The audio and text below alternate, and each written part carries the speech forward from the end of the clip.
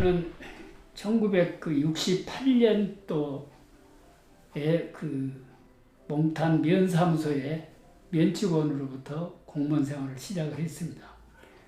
그래서 1970년도에는 농촌 지도직으로 바꿨고 71년도에 군대 입대를 해서 74년도에 다시 제대를 해가지고 복직을 해서 75년에 무안군 농촌 지도소에서 한 3년간 근무를 했습니다. 그리고 1979년에 지금 현재 바이오 에너지 작물 연구소, 옛날에는 작물과학은 목포 시험장이라고 했습니다. 그쪽으로 자리를 바꾸어서 농업연구를 시작을 했고, 연구하면서 가장 먼저 맡은 업무가 이 보리였었는데, 이 맹류 이 연구는 무안으로 오면서 이제 중단이 됐고, 그래서 무안에 1980년도에 목포에 있던 그 시험장이 무안으로 옮겨집니다. 청천리로. 그래서 거기에서 이 콩하고 고구마 연구를 시작을 했습니다. 그래서 그 뒤로 이제 저는 고구마만 맡아서 하다 보니까 약 30년 동안 이 고구마 연구를 하는 그런 연구원이 되었습니다. 어떻게 보면 매우 행운이라고 이렇게 생각이 됩니다. 지금 현재 한국의 고구마는 이 작물의 왕자급에 지금 올라 있습니다. 여러분들도 잘 아시겠지만 옛날에 사실 고구마는 구황작물이라고 해서 우리 선조들이 아주 가난할 때 그 배고픔을 해결해주는 그런 이 구황작물이었습니다. 그러나 이게 이 여러 가지 성분이 좋은 성분이 밝혀지면서 지금은 건강식품으로 그 건강 기능성 식품으로 이렇게 전 세계 많은 사람들이 이 제1의 간식용 식품에 올려다 이렇게 고구마를 칭찬하고 있습니다. 저는 그런 과정을 거쳐서 고구마 그 연구를 쭉 해왔습니다. 그러면 가장 현재 우리 한국의 그 고구마 산업을 현재의 수준으로 올려놓게 된 기술적인 면은 어떤 기술이냐 이렇게 이제 질문을 저에게 한다면 저는 고구마 조기 비닐 계량 피복 재배 기술이다 이렇게 얘기를 하고 싶습니다. 여러분들이 지금 많은 면적을 고구마를 재배를 하고 있습니다. 무려 20만 평, 또 무안에서도 10만 평 하는 농가들도 있습니다. 그러면 이렇게 많은 면적을 재배를 할 수 있게 한 기술이 뭐냐? 이것이 바로 고구마 조기 비닐 계량 피복 재배 기술로 고구마를 두둑이에 심고 비닐로 덮었다가 뿌리가 난 뒤에 다시 꺼내는 인력이 좀 더 많이 들어가지만 바로 이러한 방법이 고구마를 심어서 그 생존율을 높여주는 가장 좋은 방법입니다. 사실 우리나라 기후로 볼 때 봄에 조기 재배를 하게 되면 어떤 해는 비가 제대로 와줘가지고 말하자면 발근율이 좋지만 어떤 해에는 가뭄이 닥쳐가지고 제대로 발근되지 못하고 고사되어버리는 경우가 굉장히 많습니다. 또 그런 피해가 많이 있었습니다. 그래서 그 해남을 가보았더니 전 면적을 소형 터널로 덮어 씌운 것을 봤습니다. 조기 재배하기 위해서. 그리고 전라북도를 갔더니 대형 하우스 안에서 이 재배를 하는 것을 봤습니다. 그러니까 우리가 조금 더 일찍 출하를 하게 되면 비싸게 팔게 되기 때문에 소득이 높아질 것이다. 이렇게 해서 전라북도 같은 경우에는 도청에서 지원을 해줘서 아주 대형 하우스를 지어가지고 그 안에서 재배를 하고 있었습니다. 그러나 그 대형 하우스 안에서 조기 재배를 할 경우에 발생되는 문제를 몰랐기 때문에 그러한 일을 했던 것입니다. 결국 수확기에 보니까 거의 고구마 밑이 들지 않은 그런 현상이 나옵니다. 왜 그러냐 하면 대형 하우스 안에서는 환기시키기가 매우 어렵습니다.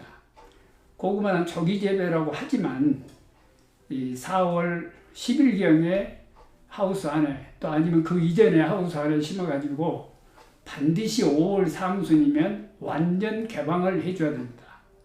그래서 완전 통기가 돼야 되는데 대형 하우스의 그 비닐을 걷어내기가 매우 어렵죠. 그리고 1년 쓰고 걷어내버리기가 아깝기 때문에 그대로 놔두고 이 환기를 시키다 보니까 환기가 불충분해서 과범무하게 됩니다. 고구마가 과범무를 하게 되면 넝쿨이나 잎은 매우 크게 보여가지고 아주 수량이 많을 것이다 이렇게 생각을 하게 되는데 절대 그렇지 않습니다. 균형이 맞지 않으면 결국 지하, 우리가 목표로 하는 궤근의 수량이 매우 떨어집니다. 그래서 그 대형 하우스도 조기재배용으로는 맞지 않습니다. 그리고 해남의 그 소형 터널로 매우 넓은 면적을 전부 이렇게 소형 터널로 씌워놨는데 바람이 붑니다. 그렇게 되면 야간에 그게 전부 날아가 버립니다.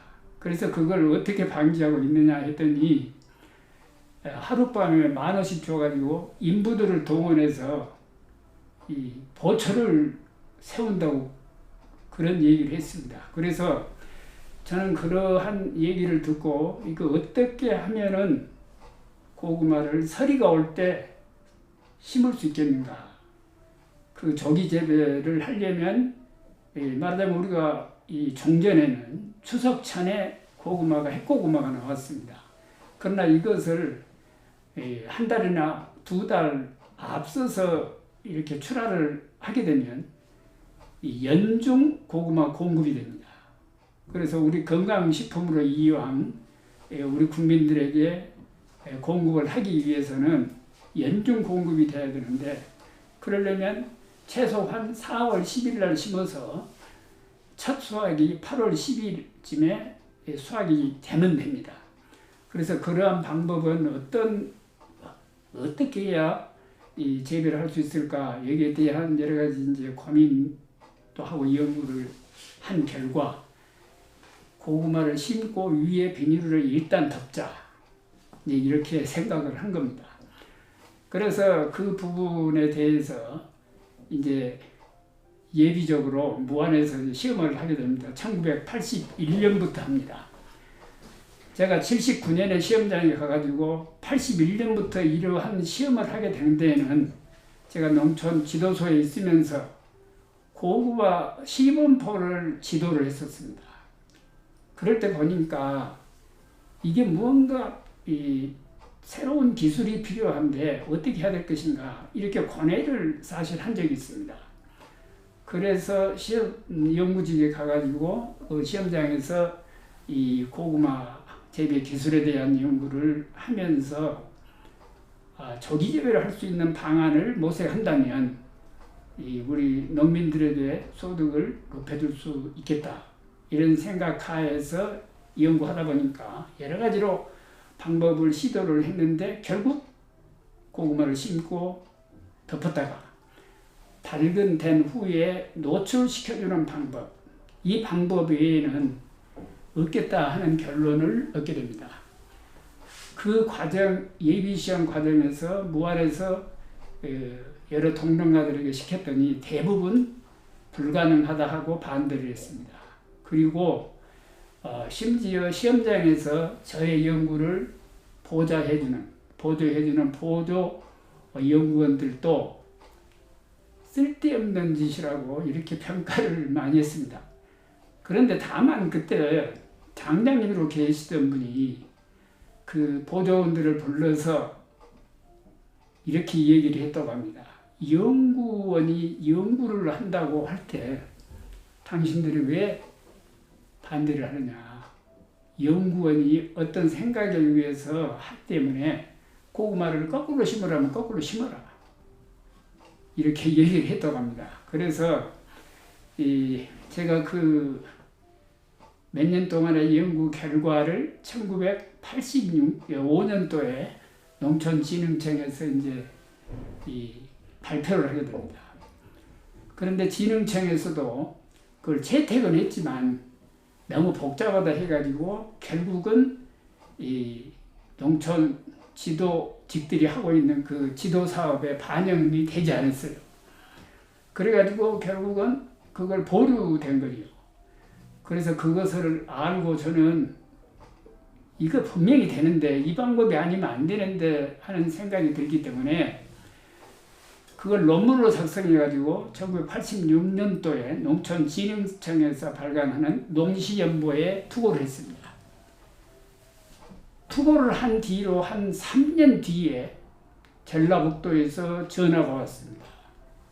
전라북도의 고구마 연구하는 연구원이 저한테 이상한 방법으로 고구마를 재배합니다. 한번 봐주세요. 그래요. 그래서 그럼 어떻게 하느냐 했더니 제가 그 논문에 발표했던 방법을 그대로 한다는 거예요. 하더라는 거예요. 그래서 그 다음날 만사를 치고 올라가서 봤더니 정말 제가 했던 것보다 더 정확하게 재배를 하고 있었습니다. 그래서 저도 깜짝 놀랐는데 이미 그분은 일찍 한 2년 전부터 그 방법으로 해가지고 돈을 많이 벌어서 큰 집을 샀다고 그래요. 그래서 그 기술이 인근으로 계속 보급이 되어가지고 이 무안까지 다시 내려온 겁니다. 그 기술이. 그런데 그 최경식 씨라고 하는 분인데 그분을 그 포장에서 뵀을 때 그분의 모습이 지금도 잊혀지지 않습니다. 제가 전라북도 직원하고 같이 그분의 포장 앞에 서서 있을 때 그 어르신이 나오시면서 호주머니에서 논문을 꺼내서 저에게 이제 보여주시는 것입니다. 그런데 그 논문을 가지고 다니면서 얼마를 읽었던지 걸레가 돼 있어요. 그것을 호주머니에서 저한테 내주시면서 집에 가면 깨끗한 거 또 있습니다. 이렇게 얘기를 하시더라고요. 저는 그 논문을 받아가지고 보는 순간 아찔했습니다. 그리고 충격적으로 받아들였습니다. 우리 대한민국의 농업인 중에 이런 분이 있다 한다면 대한민국의 농업의 미래는 밝다. 저는 확신할 수가 있었습니다. 그래서 그분이 그렇게 노력을 해서 재배를 해서 성공하였기 때문에 말하자면 여러분들이 지금 다 고구마 재배를 이 방법으로 합니다. 전국이 이렇게 이 방법으로 지금 합니다. 하지 말아도 이 방법 외에는 방법이 없는 것입니다. 그래서 이 방법은 농촌 지도소 직원들이 보급을 한 것도 아니요. 또 시험장에서 저는 연구를 했지만 제가 직접 농민들에게 이렇게 하시오 하고 돌아다닌 적이 없습니다.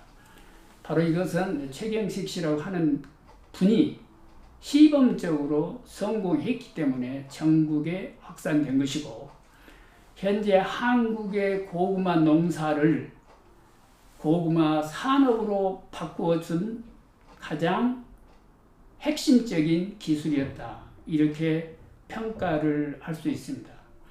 말하자면 10만 평, 20만 평을 재배할 경우에 우리가 고구마 농사라고 하는 차원에서 시작을 한다고 생각해 보세요. 그러면 가뭄이 들거나 이럴 때 어떻게 살립니까?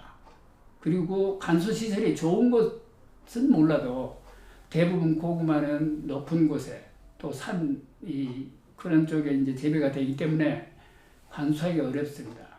그러나 싱크 비닐로 완전히 덮어버리기 때문에 비가 오지 않아도 활착률이 98% 이상이 됩니다. 그리고 연약한 묘가 들어가도 뿌리가 나버리면 고구마의 생장력이 매우 강하기 때문에 그 어린 순도 전부 살 수 있게 됐더라. 이런 얘기입니다. 그래서 활착률이 무려 98% 이상 나오게 됩니다. 그래서 지금 전국의 고구마를 재배하고 있는 대농가들은 바로 이 방법 아니면 그거 고구마 두 군데 보시가라 다니라고 정신없을 거예요. 그래서 많은 분들이 이 방법을 활용을 하고 있고, 우리 현재의 한국 고구마 재배 기술은 이것이 핵심 기술이 되어 있습니다. 그래서 여러분들도 지금 많은 농가들이 이걸 하고 또 이러한 방법으로 재배를 해서 소득을 높이고 있는 것으로 알고 있습니다.